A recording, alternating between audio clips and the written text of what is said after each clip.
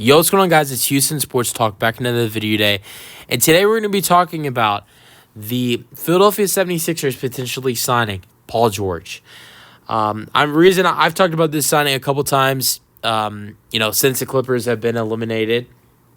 And the reason I'm talking about it is after what happened in Game 4, of the NBA Finals during, I was at a baseball game, so I don't know if this was during halftime or pre or post game when this happened, but there have been many active players that have been a part of ESPN's broadcast. You've had Chris Paul, Josh Hart, and one of them is also Paul George. And Paul George has been for a couple games now in the NBA Finals. Has been also CJ McCollum has been another player to be a part in ESPN. NBA Finals. But Paul George has been, in the panel for the last couple games. They had Joel Embiid as a guest at one point of this game. Whether it was halftime, post, or pregame, I'm not sure. And Joel Embiid made some comments, and here is what he said that has a lot of people talking. Hopefully this season we find a way to get better, and and he paused after he said and rolled his eyes into Paul George's direction and said, add some pieces. If you do not know, Paul George is going to be a free agent if he declines his player option this offseason, and the biggest threat to steal him away from the Los Angeles Clippers is the Philadelphia 76ers. And, I would have to think if the 76ers pull this off and sign Paul George, there will be some tampering, investigations. I believe even if Joel did not make that comment, they would make tampering investigations. And I don't think the 76ers case would look so good if they potentially make an investigation. I really think that potentially, there are some punishments. I think you can lose like a second-round draft pick. You get fined or something like that.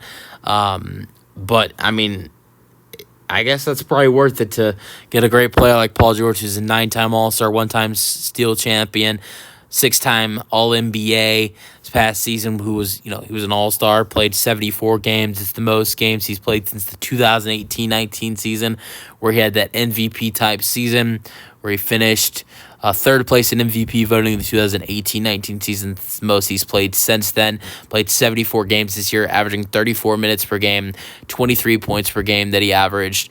He also averaged 1.5 steals per game, he averaged 4 assists per game, and 5 rebounds per game. From three, he shot amazing, shooting 41.3%. This is the best from three he has shot in his entire career, his best three-point percentage in any season of his career. He shot 41%, but never as high. The highest he shot before is 40. There's not much of a difference, with 41.2% in the 2019-20 season with Los Angeles, and he shot 41.3% this year. So obviously it's only off by 0.1, but that was his best three-point percentage of his career in a season. His field goal percentage was also 47.1%, which is his best field goal percentage, I believe, of his career. It's his best field goal percentage of his whole career in a season. So one of his best efficient seasons with shooting percentage, of course. Let me know your thoughts on the potential signing for the 76ers. I think there's a really good chance for the 76ers to steal George away from the Clippers. The Clippers have a lot to do this offseason. They got to not only re-sign Paul George, but re-sign James Harden. That's 2 stars you got to make happy, and then you got another one who's under contract in Kawhi Leonard.